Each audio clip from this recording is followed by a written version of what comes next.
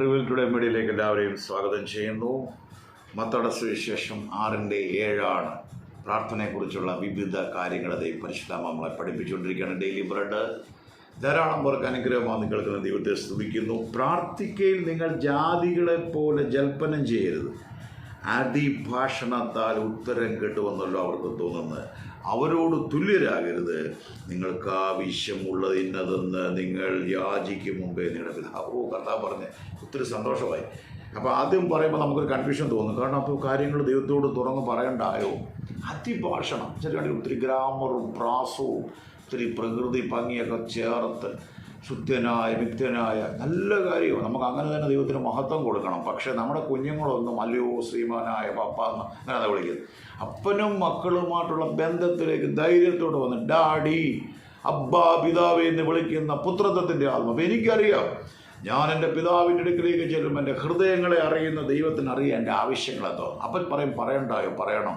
ചോദിപ്പീൻ ലഭിക്കും, അന്വേഷിച്ചാൽ കണ്ടെത്തും, മുട്ടുവീൻ തുറക്കപ്പെടും, യാചിക്കും മുമ്പേ.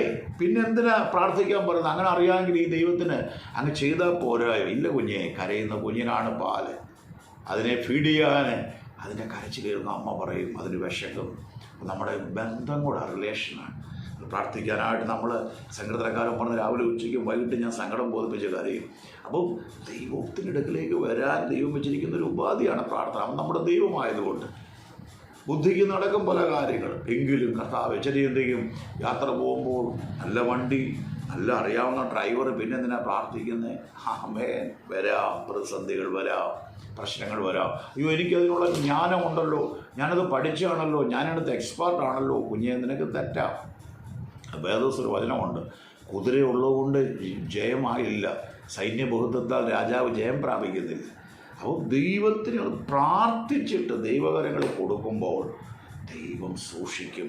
അനർത്ഥങ്ങൾ വന്നാൽ പോലും അതിനകത്തുനിന്ന് ദൈവം തൻ്റെ ഉള്ളംകരങ്ങൾ, അതാണ് തൻ്റെ ദൂതനെ അയച്ച് അവൻ വിടുവിക്കും. കാലുകൾ തട്ടിപ്പോതെ കൈകളിൽ സൂക്ഷിക്കുന്ന ദൂതനും മറന്നുപോലെ പ്രാർത്ഥിക്കുമ്പോൾ ഒത്തിരി ഭാഷണം വേണ്ട. ഹൃദയം ഒന്ന് പകർന്നിട്ട് എന്നെ ഒന്ന് സഹായിക്കണമേ എന്ന് പറയുമ്പോൾ തന്നെ പിതാവാം ദൈവം അത് അറിയുന്നു. ആമേൻ. ദൈവം നിങ്ങളെ അനുഗ്രഹിക്കട്ടെ.